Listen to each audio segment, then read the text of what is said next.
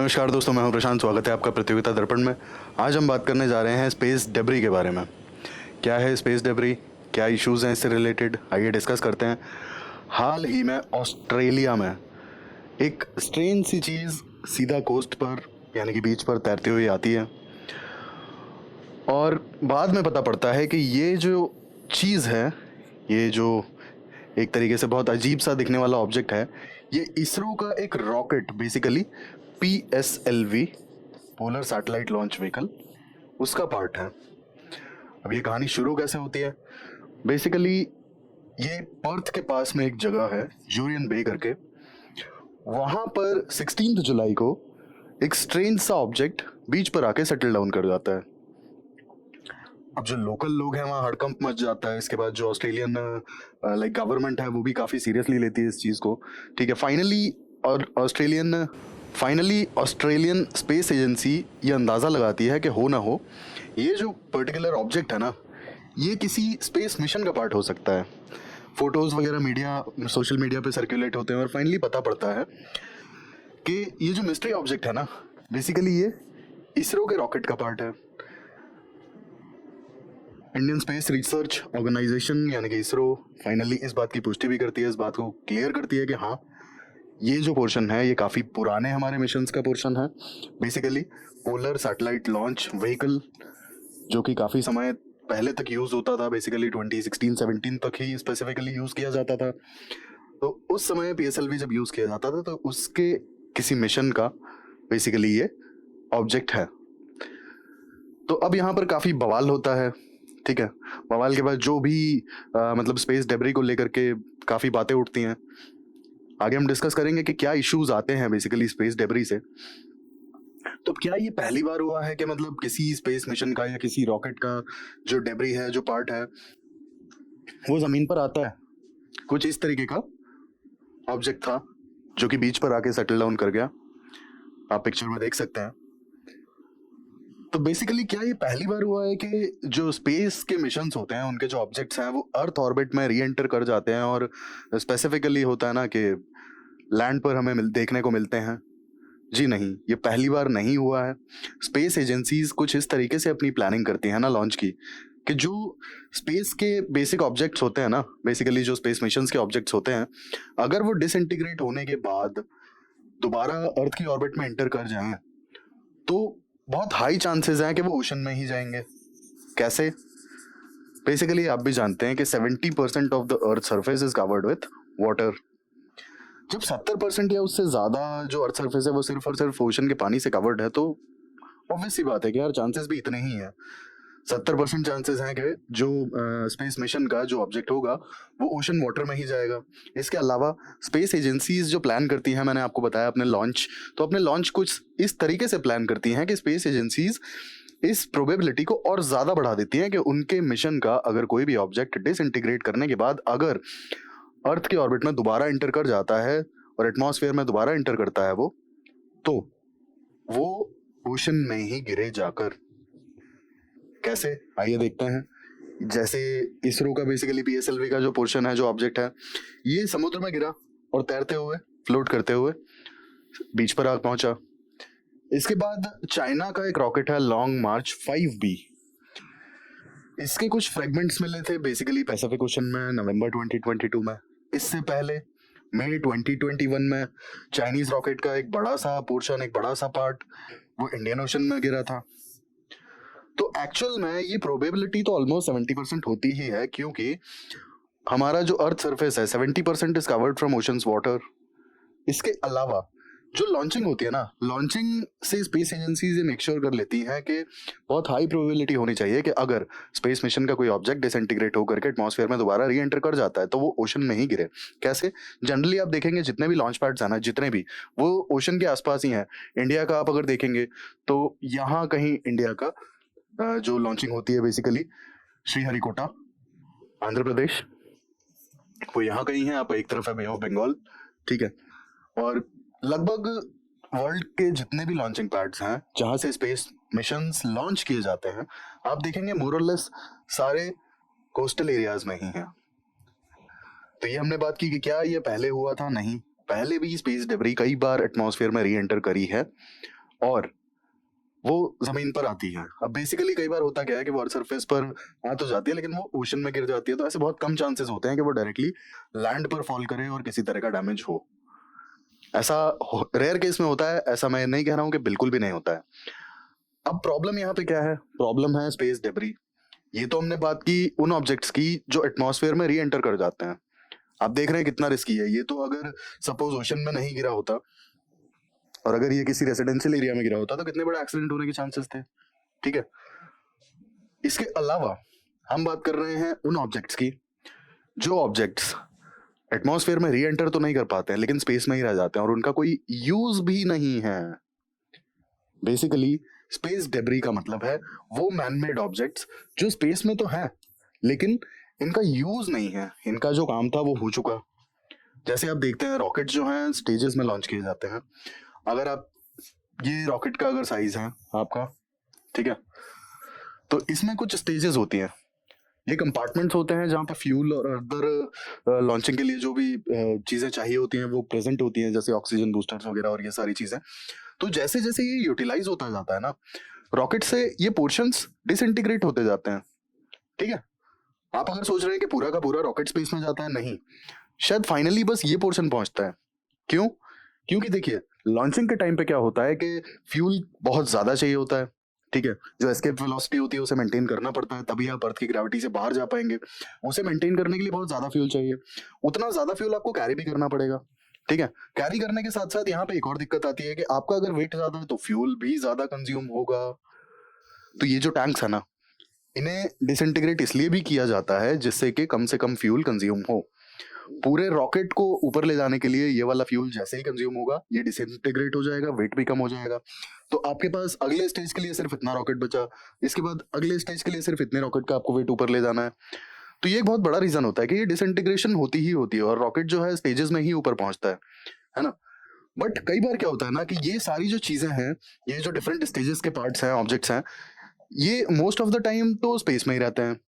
बहुत rare chances होती है कि ये वापस एटमॉस्फेयर में री एंटर कर जाए। ठीक है, जैसे इस पर काम चल रहा है कि रीयूजेबल जो लॉन्च व्हीकल्स हैं, बेसिकली कि वो दोबारा अर्थ पे लैंड कर जाए और हम उन्हें यूज कर सकें, लेकिन हाल फिलहाल में most of these objects remain in space. अब आप सोचिए कि इस पर्टिकुलर, हम ऐसे देख लेते हैं कि इस पर्टिकुलर स्टेज में आपका फ्यूल के लिए टैंक प्रोवाइडेड था, लेकिन आपका जो सैटेलाइट है वो इस पर्टिकुलर उसमें स्टेज में या कंपार्टमेंट में रखा हुआ है। अब ये वाला जो स्टेज है ना आपका, ये मान लीजिए कि भाई थर्ड स्टेज है या फाइनल स्टेज है, तो ये तो पूरा ऊपर तक स्पेस में चला ही जाएगा। लेकिन इस वाले स्टेज का काम तो सिर्फ फ्यूल कैरी करना था ना, और वो जैसे ही डिसइंटीग्रेट होगा उसका काम क्या रह जाएगा उसके बाद? क्योंकि उसने फ्यूल का जो अपना काम था कैरी करने का वो तो पर्पस फुलफिल कर दिया। अब उसके बाद क्या?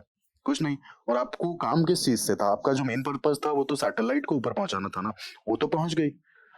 तो आपका बेसिकली ये जो लास्ट स्टेज वाला ऑब्जेक्ट है ना, ये कहीं ना कहीं स्पेस में ही रिवॉल्व करता रहेगा, इसका कोई यूज भी नहीं है। ठीक है, तो ये हो गया आपका स्पेस डेब्री। बेसिकली डेब्री का मतलब वो मैनमेड ऑब्जेक्ट जो स्पेस में तो है लेकिन जिनका पर्पस फुलफिल हो चुका है। एग्जाम्पल के लिए हम ऐसे समझते हैं, अगर कोई सैटेलाइट जिसका लाइफ साइकिल पूरा हो चुका है तो वो भी स्पेस डेब्री ही है, क्योंकि वो किसी काम का भी नहीं है और मैनमेड भी है। ठीक है, आप अगर डेफिनेशन के अकॉर्डिंग देखें तो जो सैटेलाइट जिसका लाइफ साइकिल पूरा हो चुका है और अब वो यूज में नहीं है, वो काम नहीं कर रहा है, तो ऑब्वियस सी बात है कि वो भी तो स्पेस डेब्री है। आप डेफिनेशन से देखिए, मैनमेड भी है, नो लॉन्गर यूजफुल। इसके बाद आपकी रॉकेट के डिफरेंट स्टेजेस, या फिर अगर कोई किसी तरह का कोलिजन होता है तब भी तो कुछ फ्रेगमेंट्स डेवलप हो जाते हैं, कुछ फ्रेगमेंट्स टूट के अलग हो जाते हैं, तो वो फ्रेगमेंट्स भी तो स्पेस डेब्री ही हैं, क्योंकि ना तो वो यूजफुल है और है मैनमेड। तो अब बेसिकली हमने डिस्कस किया कि स्पेस डेब्री होता क्या है, और हमने न्यूज भी देखी कि हाल ही में रिसेंटली जो इसरो का एक रॉकेट का पीएसएलवी का स्टेज देखने को मिला है। ठीक है, पीएसएलवी काफी इंपॉर्टेंट लॉन्चिंग व्हीकल रहा, reason being Chandrayaan 1 as well as जो इंडिया का मार्स मिशन था उसमें यूज किया गया था। ठीक है, अब स्पेस डेब्री की जो इश्यूज है ना, हम उन पे बात कर लेते हैं कि बेसिकली इसके थ्रेट्स क्या हैं। सबसे पहला थ्रेट आता है मरीन लाइफ को। ठीक है, अब जैसा कि हमने देखा कि लगभग अर्थ सरफेस पे 70% तो पानी है। इसका मतलब है कि बहुत हाई प्रोबेबिलिटी है कि अगर जो स्पेस मिशन से जो डेब्री या फिर जो भी ऑब्जेक्ट्स हैं, अगर वो एटमॉस्फेयर में री एंटर कर जाते हैं तो बहुत हाई चांसेस हैं कि they will and up in ocean. और काफी डिफरेंट तरीके के सब्सटेंसेस यूज किए जाते हैं बेसिकली इनको मैन्युफैक्चर करने के लिए, जो ऑब्जेक्ट्स होते हैं बेसिकली जो स्पेस मिशंस में यूज किए जाते हैं।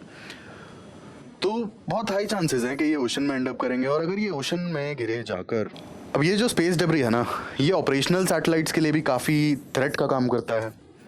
कैसे? अब मान लेते हैं कि कोई ऐसा स्पेस डेब्री है जो एटमॉस्फेयर में री एंटर नहीं किया तो क्या करेगा? अर्थ के आसपास का जो ऑर्बिट है ना, बेसिकली ये उसमें चक्कर लगाता रहेगा, यहाँ कहीं आपका स्पेस डेब्री घूमता रहेगा।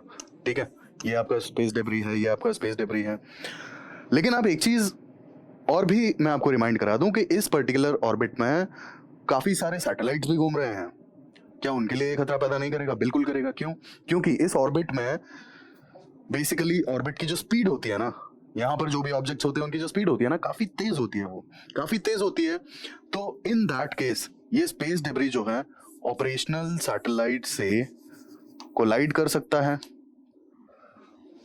और अगर कोलिजन हुआ तो सैटेलाइट डैमेज हो सकती है ना, बहुत बुरे तरीके से डैमेज हो सकती है।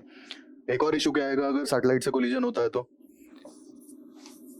नया स्पेस डेब्री बनेगा। क्यों? क्योंकि सैटेलाइट अगर टूट फूट जाता है तो वो हमारे किसी काम का रहेगा नहीं, और अगर वो हमारे काम का नहीं रहेगा then again man made object with no use, फिर से नया स्पेस डेब्री डेवलप हो जाएगा। और सपोज अगर पूरे तरीके से वो मतलब डैमेज नहीं होता है तो हो सकता है कि कुछ फ्रेगमेंट्स उसके टूट जाएं। कुछ फ्रेगमेंट्स टूट जाएंगे तो वो भी तो स्पेस डेब्री ही बन जाएंगे। इसके अलावा तीसरा जो कंसर्न है वो है रिडक्शन ऑफ ऑर्बिटल स्लॉट्स। अब बेसिकली आप ये मानिए कि आपका एक सर्टेन ऑर्बिट है अर्थ के आसपास का, ठीक है, इस सर्टेन ऑर्बिट में काफी ज्यादा स्पेस डेब्री हो चुकी है, तो ऑब्वियस सी बात है कि इस पर्टिकुलर ऑर्बिट में आप सैटेलाइट्स को नहीं प्लेस करना चाहेंगे। क्योंकि जब यहाँ पर ज्यादा स्पेस डेब्री है तो प्रॉब्लम क्या है? यहाँ की प्रॉब्लम ये है कि अगर कोलाइड किया तो क्या, और आप मिलियंस ऑफ डॉलर्स पैसा खर्च करके सैटेलाइट बनाकर उसे लॉन्च कर रहे हैं और आप सिर्फ स्पेस डेब्री के चक्कर में उसे लूज कर दें, पॉसिबल नहीं है ना, वो काफी बड़ा नुकसान होगा वो। तो इसीलिए जो ऑर्बिटल स्लॉट्स हैं फिर वो भी तो कम हो जाएंगे, आप या तो यहाँ प्लेस करना चाहेंगे या फिर यहाँ प्लेस करना चाहेंगे, तो ये भी एक इशू है। इसके बाद स्पेस की जो अवेयरनेस है ना, सिचुएशनल अवेयरनेस, ये होना बहुत ज्यादा जरूरी है। क्यों? क्योंकि अगर नहीं पता होगा आपको ऑर्बिटल स्लॉट्स के बारे में प्रॉपर, तो आप किसी भी ऑर्बिट में सैटेलाइट को प्लेस कर देंगे। और अगर आपने किसी भी ऑर्बिट में सैटेलाइट को प्लेस कर दिया तो इशू क्या होगा? इशू होगा थ्रेट। तो ये हमने थ्रेट्स देखे। अब द हिंदू में एक आर्टिकल आया था basically, looming space debris crisis. Space debris की वजह से काफी इश्यूज हैं, क्योंकि काफी ज्यादा satellites as well as like जो फ्रेगमेंट्स हैं और जो डिफंक्ट सैटेलाइट्स हैं और बहुत सारे ऐसे ऑब्जेक्ट्स हैं जो यूज के नहीं हैं और जो बेसिकली ऑर्बिट में घूम रहे हैं, जो कि आपका स्पेस डेब्री है बेसिकली। और स्पेस डेब्री अगर बहुत ज्यादा होगा तो क्या क्या इश्यूज आएंगे वो हम देखते हैं। अब जो इश्यूज हैं बेसिकली इश्यूज हैं कि आप सैटेलाइट लॉन्चिंग तो रुक नहीं रही है, स्पेस डेब्री को आप कैसे टैकल करोगे, कैसे एड्रेस करोगे? सैटेलाइट लॉन्चिंग का मैं आपको एक डेटा कंपेयर करके बता दूं। बेसिकली 2013 की अगर हम बात करें तो लगभग अप्रोक्सीमेटली 200 सैटेलाइट लॉन्चेस साल भर में हुए, ठीक है। और अगर आप 2022 की बात करें, more than 2200 launches in a single year. आप डिफरेंस देखिए 2013 से 2022 में कितना डिफरेंस है। एनुअली जो सैटेलाइट लॉन्चिंग है कितनी ज्यादा हो रही है, ये 9 साल में 10 गुना से भी ज्यादा हो चुकी है। तो ये एक बहुत बड़ा चैलेंज है। क्यों? क्योंकि सैटेलाइट लॉन्चेस तो रुक नहीं रहे ना, ये तो बढ़ ही रहे हैं और स्पेस डेब्री हमने क्लियर करी नहीं है। तो सबसे बड़ा इशू क्या है? सबसे बड़ा इशू ही है कि जो हम अपने स्पेस ऑब्जेक्ट जो भेज रहे हैं, जो भी हमारे सैटेलाइट्स हैं या फिर हमारी स्पेस फ्लाइट्स हैं, ठीक है, या फिर जो हमारे ह्यूमन स्पेस फ्लाइट्स हैं, तो इन सब के लिए तो एक खतरा ही है ना स्पेस डेब्री। तो ये एक बहुत बड़ा इशू हो जाता है। इसके बाद आपका नेक्स्ट आता है coordination and space traffic management. अब प्रॉब्लम यहाँ पे पता है क्या, प्रॉब्लम ये है कि जो स्पेस ट्रैफिक की मैनेजमेंट है ना और जो कोऑर्डिनेशन है वो काफ़ी ज़्यादा फ्रेगमेंटेड है। इसका एक रीज़न बता दूं, बहुत सारी कंट्रीज़ जो हैं वो रीजनल ऑर्गेनाइजेशंस पे डिपेंडेंट हैं। बहुत सारी कंट्रीज़ का खुद का सिस्टम है, खुद का ट्रैफिक मैनेजमेंट है। तो इस तरीके से ये जो सिस्टम है ना, ये जो कोऑर्डिनेशन है, ये काफ़ी ज़्यादा फ्रेगमेंटेड है, काफ़ी अलग थलग है। ठीक है, वेल इन दैट केस किसी के पास अगर कोई एडिशनल इन्फॉर्मेशन होगी या कोई एक्सपर्टीज होगी तो वो शेयर नहीं हो पाएगी ना, ये भी एक इशू है। ठीक है, और किसी भी तरह का कोलिजन होता है, किसी भी तरह का एक्सीडेंट होता है, देन अगेन क्या होगा, स्पेस डेब्रिस क्रिएट होगी। नेक्स्ट आता है technological challenges. Technological challenges basically आप अगर देखेंगे तो स्पेस मिशंस जो है ना आए दिन फेल होते हैं। ठीक है, स्पेस मिशंस आए दिन फेल होते हैं और काफ़ी सारी कंट्रीज तो हैं कि स्पेस मिशंस में अभी अपना काम कर रही हैं, स्टार्ट कर रही हैं, R&D बहुत पुश कर रही हैं। ठीक है, वेल इन दैट केस आप सोचिए कि होगा क्या अगर इसी तरीके से स्पेस मिशंस फेल होते रहते हैं और टेक्नोलॉजिकल एक्सपर्टीज बहुत ही कम कंट्रीज के पास में है, तो होगा क्या, स्पेस डेब्रिस और बढ़ने के ही चांस इन फ्यूचर भी। Lastly geopolitical tensions. अब जियोपॉलिटिकल टेंशंस स्पेस मिशंस की जो अचीवमेंट है उसको लेकर के होनी तो है ही। जैसे आपने देखा होगा कि इंटरनेशनल स्पेस स्टेशन को टक्कर देने के लिए चाइना ने अपना खुद का ही स्पेस स्टेशन लॉन्च कर दिया। ठीक है, इसके अलावा अगर आप पास्ट में भी देखेंगे तो जैसे ही USA ने मून को टारगेट किया था कि भाई हमारा मून पर एक मिशन जाएगा, साथ के साथ ही कुछ विद इन कुछ हफ्ते कुछ महीने USSR ने भी ये चीज़ चालू कर दी थी। तो ये जो जियोपॉलिटिकल टेंशन है ना, ये बहुत ज़्यादा क्रिएट हो जाती हैं। ठीक है, और यहाँ पे एक इशू ये भी हो सकता है कि वेपनाइजेशन ऑफ स्पेस। हालांकि इसके लिए ट्रीटीज हैं, बट ये जो इस तरीके के जियोपॉलिटिकल टेंशंस हैं, जो कॉम्पिटिशंस हैं, कॉम्पिटिशंस के चक्कर में भी तो ये इश्यूज आएंगे ना।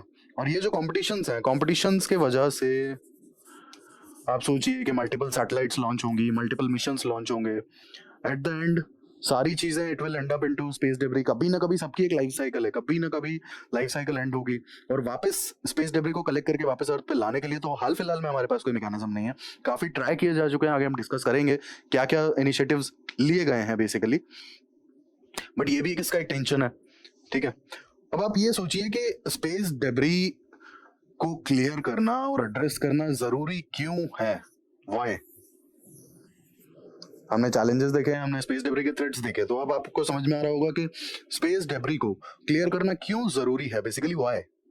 सबसे पहला आपका इसमें आंसर आता है व्हाई का कि आप फर्दर अपने सैटेलाइट्स को थ्रेटन नहीं करेंगे, सैटेलाइट्स का जो भी थ्रेट है उसे आप मिनिमाइज करेंगे। ठीक है, आप अपने सैटेलाइट्स का जो थ्रेट है उसे मिनिमाइज करना चाहेंगे, ऑब्वियस सी बात है। इसके अलावा अगर ह्यूमन स्पेस फ्लाइट के जो हमारे मिशंस हैं, जैसे स्पेसिफिकली फॉर मून, अगर वो जाते हैं देन उनकी सेफ्टी भी तो इंश्योर करनी पड़ेगी ना। ये सिर्फ सैटेलाइट्स की सेफ्टी तो है नहीं, उनकी भी हमें सेफ्टी इंश्योर करनी है। तीसरी चीज़ है कि काफ़ी कॉस्ट इफेक्टिव तरीका है ये। कॉस्ट इफेक्टिव कैसे है, अगर हम डेब्रिस को क्लियर कर देते हैं तो हमें जो कंटिन्यूस मॉनिटरिंग करनी पड़ती है ना अपनी सैटेलाइट्स की सिक्योरिटी के लिए, सेफ्टी के लिए, वो हमें नहीं करनी पड़ेगी। ठीक है, दूसरा अगर सैटेलाइट्स वगैरह डैमेज होती हैं तो कई बार उन्हें रिपेयर करना पड़ता है, उसमें भी काफ़ी ज़्यादा खर्च बैठता है। तो अगर स्पेस डेब्रिस को क्लियर कर दिया जाएगा तो रादर ये कॉस्ट इफेक्टिव अप्रोच होगी। रीज़न बीइंग हमारे जो भी स्पेस मिशंस होंगे, and I am talking about the global space missions, global level पे, तो सभी के लिए फ़ायदा होगा। ठीक है, इसके अलावा हमें एक आउटर स्पेस मैनेजमेंट के लिए एक कंसेंट भी तो बनाना होगा ना। सबकी रिस्पॉन्सिबिलिटी है बेसिकली कि आउटर स्पेस का प्रॉपर मैनेजमेंट हो। ऐसा नहीं है कि हमने अपने मिशंस लॉन्च किए और वहाँ पे कुछ स्पेस डेब्रिस जनरेट हुआ हमारे स्पेस मिशंस की वजह से और हमने छोड़ दिया उसके बाद। भाई अगर ऐसा था तो करना नहीं चाहिए था ना, या तो स्पेस मिशन लॉन्च नहीं करना चाहिए था, या फिर जो स्पेस डेब्रिस है आपको उसकी भी रिस्पॉन्सिबिलिटी लेनी चाहिए। तो बेसिकली ये एक रिस्पॉन्सिबिलिटी है सारी कंट्रीज़ की कि अगर किसी तरह का स्पेस मिशन लॉन्च होता है और उससे अगर स्पेस डेब्रिस जनरेट हो रही है तो उसे साफ करना चाहिए जल्द से जल्द, क्योंकि सभी लोगों का नुकसान है इसमें। अब इंडियन स्पेस डेब्रिस की अगर हम बात करें तो Indian space debris according to the government India के 111 पेलोड्स हैं as well as 105 space debris objects. अब इंडियन स्पेस डेब्रिस की अगर हम बात करें तो एक डेटा के अकॉर्डिंग इंडिया के 111 पेलोड्स हैं हाल फिलहाल में और 105 स्पेस डेब्री ऑब्जेक्ट्स हैं जो कि अर्थ को ऑर्बिट कर रहे हैं। अब जब इतनी स्पेस डेब्री है तो ऑब्वियसली बात है कि इसरो ने इस पे स्टेप्स तो लिए होंगे, रीज़न कि हमें अपनी सैटेलाइट की सिक्योरिटीज़ को भी देखना है और स्पेस डेब्री को एड्रेस भी करना है बेसिकली। तो इसरो ने यहाँ पर एक सिस्टम डेवलप किया है, system for safe and sustainable operations management, IS4OM। ये 2022 में फाइनली इस्टेब्लिश किया गया था और इसका मेन काम है जो भी ऑब्जेक्ट्स हैं उन्हें मॉनिटर करना, कोलिजन को प्रेडिक्ट करना, कहीं अगर कोलिजन होने वाला है स्पेस ऑब्जेक्ट्स का तो बेसिकली जो भी रिस्क मिटिगेशन से रिलेटेड काम है वो ये सिस्टम करता है। इसके अलावा इसरो का एक और प्रोजेक्ट है project Netra. Project Netra basically early warning system है रिगार्डिंग स्पेस डेब्री। अब अगर इसरो के स्टेप्स को देखा जाए कि हाल फिलहाल ये जो दोनों सिस्टम्स हैं जो इसरो ऑपरेट कर रहा है इससे कुछ बेनिफिट हुए हैं तो बिल्कुल हुए हैं। 21 मैन्यूवर्स ऑलरेडी किए जा चुके हैं जिससे कि कोलिजन को अवॉइड किया जा सके। अब ये मैन्यूवर्स हैं क्या? बेसिकली सैटेलाइट के ऑर्बिट में कुछ छोटे मोटे चेंजेस जिससे कि कोलिजन को अवॉइड किया जा सके। इसके अलावा इसरो के फर्दर इनिशिएटिव्स कुछ और भी हैं। इन फ्यूचर काफ़ी सारे प्लान्स हैं इसरो के जिसके कारण से हमें स्पेस डेब्री का खासा ध्यान रखना पड़ेगा। जैसे कि इसरो फिलहाल गगनयान मिशन पे काफ़ी तेज़ी से काम कर रहा है। Basically Gaganyaan mission focuses on space tourism as well as human space flight, ठीक है। तो इसीलिए हमें स्पेस डेब्री से रिलेटेड जो भी इश्यूज आते हैं उनके लिए तैयार रहना बहुत ज़्यादा ज़रूरी है। अब एक हम इम्पॉर्टेंट चीज़ डिस्कस कर लेते हैं, Kessler syndrome. Basically space debris कैसे एक बहुत बड़ी प्रॉब्लम बन सकती है हमारे लिए, वो बेसिकली नासा के एक स्पेशलिस्ट हैं उन्होंने बताया। नासा के डोनाल्ड जे केस्लर ने 1978 में केस्लर सिंड्रोम प्रपोज किया था।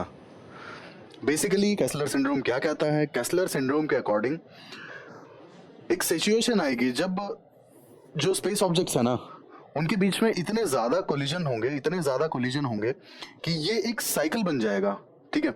एक साइकिल बन जाएगा और स्पेस डेब्री बढ़ती ही चली जाएगी।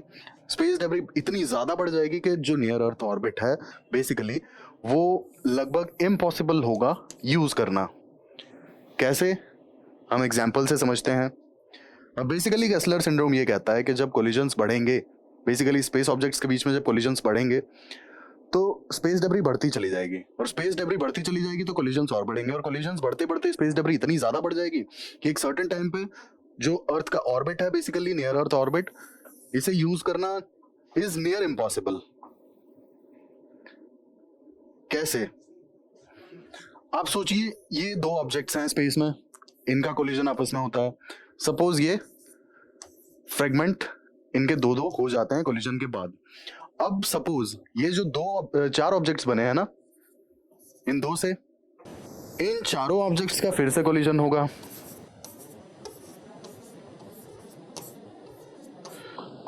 तो फर्दर जो स्पेस डेब्री होगी ये आप देख सकते हैं। अब ये जो चार ऑब्जेक्ट्स बने हैं ना बेसिकली इनमें जब फर्दर कोलिजन होगा तो ये 8 बन जाएंगे, ठीक है।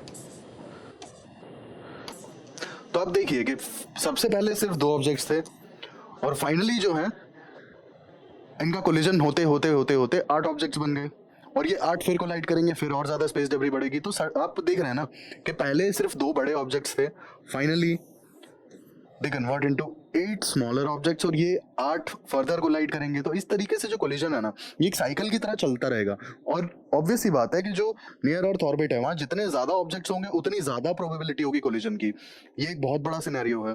तो केस्लर सिंड्रोम इसी चीज़ को बताता है और 1978 में ये चीज़ बता दी गई थी। आप सोचिए कितना ज़्यादा फ्यूचरिस्टिक है। जिस स्पेस डेब्री के लिए आज हम लोग परेशान हैं, ठीक है, आज जो स्पेस एजेंसीज हैं काफ़ी ज़्यादा इनिशिएटिव्स ले रही हैं, काफ़ी सारे इनिशिएटिव्स ले रही हैं कि स्पेस डेब्री को कम किया जाए।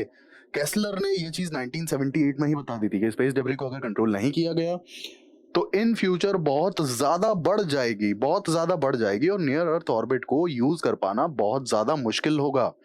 जैसे आप इंटरनेशनल स्पेस स्टेशन पर देखिए, आए दिन कोलिजन्स होते हैं। वो तो जो एस्ट्रोनॉट्स होते हैं ना उनको ट्रेन करके भेजा जाता है, ठीक है, दे आर ट्रेंड। और ट्रेन किस चीज़ की ट्रेनिंग बेसिकली इन्हें दी जाती है कि स्पेस स्टेशन में किसी तरह का कोलिजन होता है तो at least you can repair it. आप सोचिए एस्ट्रोनॉट्स जो हैं कि इंटरनेशनल स्पेस स्टेशन में रिपेयरिंग भी करते हैं अगर किसी तरह का कोलिजन होता है और डैमेज होता है तो। बहुत बड़ी बात है ये, आप समझ सकते होंगे कितनी ज्यादा स्पेस डेब्री है। अब जब हमने इतना स्पेस डेब्री डिस्कस कर ही लिया तो स्पेस डेब्री के लिए आपको लगता है कि इनिशिएटिव्स नहीं लिए गए होंगे? जब इसरो इतने मतलब बेसिकली 2 सिस्टम्स ऑलरेडी 2 प्रोग्राम्स चला रहा है regarding the early warning system as well as the collision का जो भी है मॉनिटरिंग उससे रिलेटेड, तो बाकी एजेंसीज ने भी तो कुछ काम तो किया ही होगा ना। आइए डिस्कस कर लेते हैं। Remove debris, E D orbit, दोनों यूरोप के बेसिकली प्रोग्राम्स हैं regarding debris. Debris elimination and re entry NASA का प्रोग्राम है। इसके बाद IADC inter agency space debris coordination committee, basically international committee है, 1993 से वर्क कर रही है regarding the coordination between countries of for space debris. फिर आता है space debris capture experiment, basically Japan ने ये जापान की जो स्पेस एजेंसी है उसका ये मिशन है। Clean up mission Chinese space agency. Space debris removal system Russian space agency Roscosmos. And clean space initiative again European space agency. तो आप देख सकते हैं कि इतने सारे इनिशिएटिव्स लिए जा रहे हैं, हालांकि इनके बहुत ज़्यादा बड़े लेवल पे फ्रूटफुल रिजल्ट्स नहीं देखने को मिले हैं, बट आप देख सकते हैं जितनी भी स्पेस एजेंसीज हैं, European space agency, NASA, Japanese space agency, Russian space agency, तो ये सारी स्पेस एजेंसीज जो है ना, रशियन स्पेस एजेंसी जो सारी स्पेस एजेंसीज ने कोई ना कोई इनिशिएटिव स्पेस डेब्री से रिलेटेड लिया ही है, इंक्लूडिंग इसरो।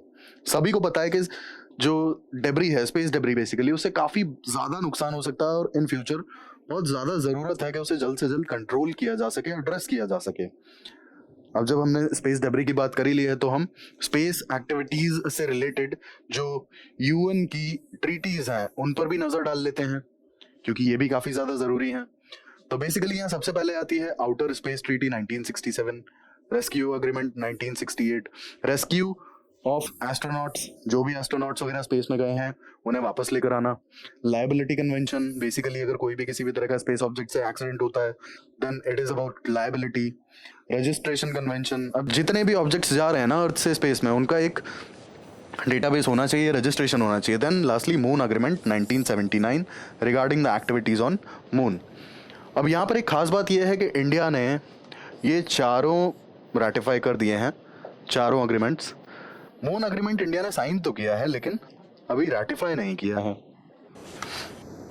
अब हमने इतना सब कुछ डिस्कस किया तो बेसिकली यहाँ पर वे फॉरवर्ड क्या हो सकता है।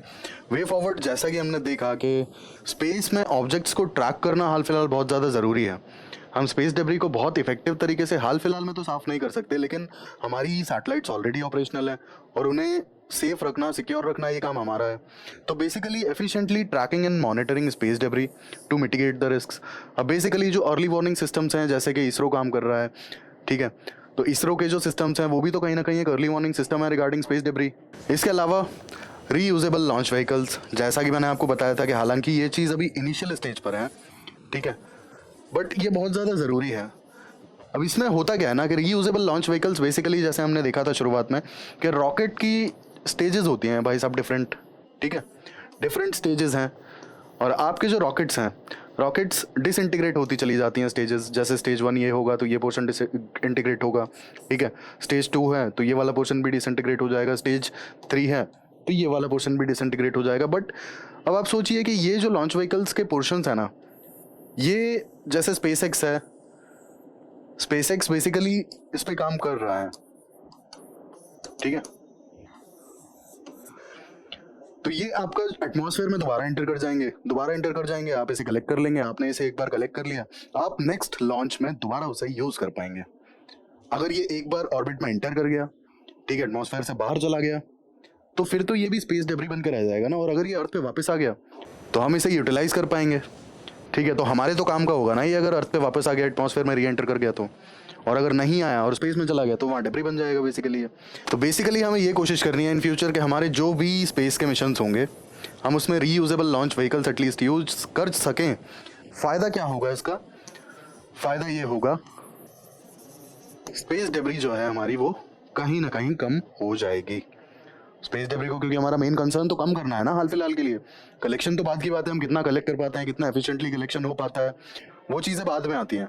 हाल फिलहाल में हमारा मेन कंसर्न है कि हम स्पेस डेब्री को जितना मिनिमाइज कर सके उतना अच्छा है। रीज़न बीइंग, जिस हिसाब से टेक्नोलॉजी ग्रो कर रहा है ना, और जिस हिसाब से कंज्यूमर्स ग्रो कर रहे हैं या टेक्नोलॉजी के यूजर्स ग्रो कर रहे हैं, तो इन फ्यूचर आप ये मान लीजिए कि सैटेलाइट्स जो है ना, सैटेलाइट्स तो ग्रो ही करेंगी। जिस हिसाब से स्मार्टफोन्स का पेनिट्रेशन बढ़ रहा है, जिस हिसाब से टेक्नोलॉजी की नई नई टेक्नोलॉजीज रोज आ रही हैं, और टेक्नोलॉजी का जो रोल है हमारी लाइफ में वो काफ़ी ज़्यादा इंपॉर्टेंट होता जा रहा है, तो इन फ्यूचर सैटेलाइट्स बढ़ना निश्चित है। ठीक है, इंटरनेट यूजर्स बढ़ रहे हैं, मोबाइल यूजर्स बढ़ रहे हैं, तो सैटेलाइट्स कैसे नहीं बढ़ेंगे। और जब सैटेलाइट्स बढ़ेंगे तो आप समझ सकते हैं कि इस चीज़ की क्या ज़रूरत है, रीयूजेबल लॉन्च व्हीकल क्यों ज़रूरी है हमारे लिए। ठीक है, इसीलिए ज़रूरी है क्योंकि हम स्पेस डेब्री को मिनिमाइज कर पाएंगे। अदरवाइज लॉन्च व्हीकल्स का भी डेब्री है, और जो डिफंक्ट सैटेलाइट्स हैं जो कि पुराने हो चुके हैं और अब which are no longer in use, उनका भी डेब्री है। तो हमारे जो नए सैटेलाइट्स हैं उनके लिए तो फिर काफ़ी ज़्यादा रिस्क हो जाएगा ना उस पर्टिकुलर ऑर्बिट में। अगर ऐसे हमने स्पेस में डेब्री छोड़े रखी तो हमारी जो सैटेलाइट्स हैं उनके लिए तो खतरा है ही, साथ के साथ ये भी फ्यूचर पॉसिबिलिटी है कि एक पर्टिकुलर डेब्री का बेल्ट ही बन जाए ऑर्बिट में। ठीक है, तो ये और भी बड़ा सरदर्द हो जाएगा। तो इसीलिए रीयूजेबल लॉन्च व्हीकल्स बहुत ज़्यादा ज़रूरी हैं, और हाल फिलहाल के लिए हमें रिस्क मिटिगेट करने के लिए स्पेस डेब्री की स्पेसिफिक मॉनिटरिंग एंड ट्रैकिंग बहुत ज़्यादा अच्छे तरीके से करना ज़रूरी है। तो ये हाल फिलहाल के लिए हो जाता है वे फॉरवर्ड। तो ये हमने स्पेस डेब्री के बारे में डिस्कस किया। अब आइए एक प्रीवियस क्वेश्चन डिस्कस कर लेते हैं यूपीएससी मेंस का। बेसिकली मेंस 2022 का क्वेश्चन है जीएस पेपर 3 का। Launched on 25 December 2021, James Webb space telescope has been much in the news since then. What are its unique features which make it superior to its predecessor space telescopes? What are the key goals of this mission? What potential benefits does it hold for human race? आप यहाँ keywords अगर देखेंगे तो keywords question है James Webb space telescope का। Basically features के बारे में पूछा है कि कैसे जो प्रीवियस प्रेडिसेसर्स हैं, बेसिकली जो प्रीवियस टेलीस्कोप्स हैं उससे कैसे बेटर है, कौन से ऐसे यूनिक फीचर्स हैं, और लास्टली क्या की गोल्स हैं, as well as human race के लिए कैसे ये बेनिफिशियल होगा। तो ये हमारा क्वेश्चन है, 15 मार्कर है, 250 वर्ड्स में आपको लिखना है। आइए इसका आंसर डिस्कस करते हैं। अब बेसिकली इंट्रोडक्शन से अगर हम शुरू करें तो 25 December 2021 को James Webb space telescope launch किया गया, और जेम्स वेब स्पेस टेलीस्कोप ने लॉन्च किया, रिप्लेस किया बेसिकली हबल स्पेस टेलीस्कोप को। सबसे पहली बात, अब यहाँ पर एक यूनिक बात है कि जेम्स वेब स्पेस टेलीस्कोप में काफ़ी ज़्यादा unique as well as powerful features हैं।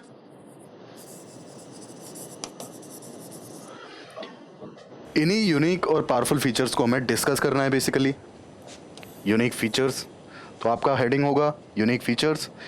यूनिक फीचर्स में सबसे पहला जो फीचर आता है वो आता है इंफ्रारेड कैपेबिलिटीज। इंफ्रारेड कैपेबिलिटीज, अब basically James Webb space telescope infrared radiations को लेकर के काफ़ी ज़्यादा सेंसिटिव हैं। इसी की वजह से James Webb space telescope dust या स्मोक के थ्रू भी चीज़ें डिटेक्ट कर सकता है। अब आप सोचिए कि डस्ट या गैस की वजह से काफ़ी ज़्यादा विजिबल लाइट ब्लॉक हो जाती है, जबकि जेम्स वेब स्पेस टेलीस्कोप में इंफ्रारेड कैपेबिलिटीज़ इतनी ज़्यादा हैं जिसके वजह से it can see through dust as well as gas generally, जिससे विजिबल लाइट ब्लॉक हो जाती है। ठीक है, सेकेंडली इसका एक यूनिक फीचर है सनशील्ड।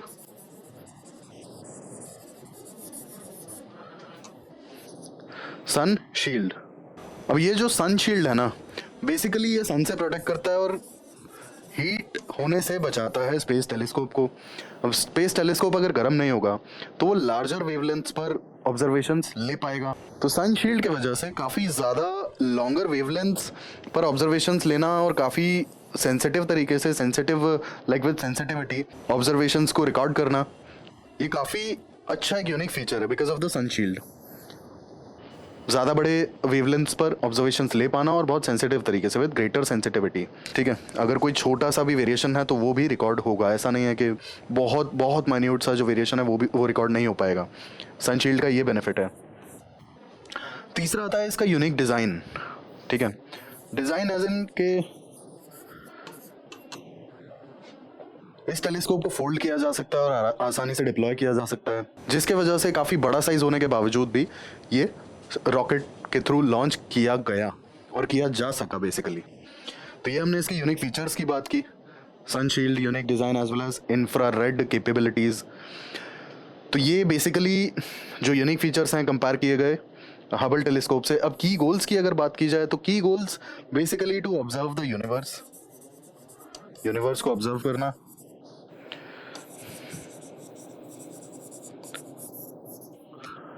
विथ ग्रेटर एक्यूरेसी, यूनिवर्स को स्टडी करना, एक्सोप्लैनेट्स को स्टडी करना विथ ग्रेटर सेंसिटिविटी, और जो हमारा सोलर सिस्टम है उसके बियॉन्ड जो प्लैनेट्स हैं उन्हें भी स्टडी करना।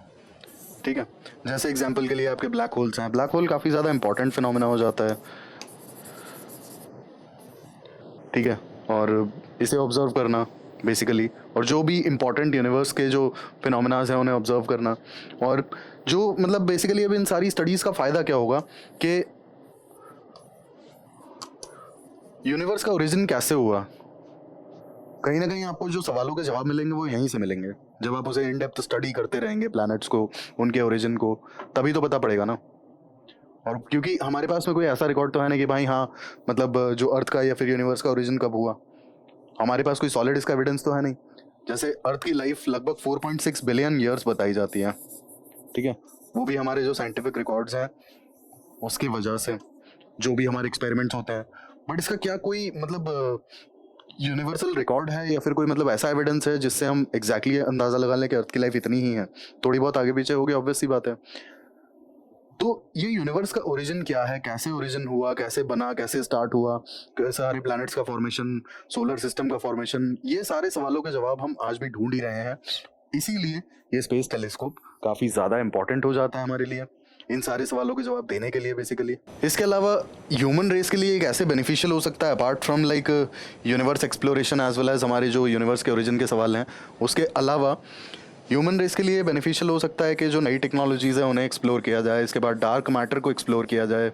ठीक है, तो ये सारी जो चीज़ें हैं जो अभी तक हमें पता नहीं पड़ सकी हैं, जैसे हमारा जो डार्क मैटर है, डार्क मैटर एक काफ़ी मिस्टीरियस चीज़ है।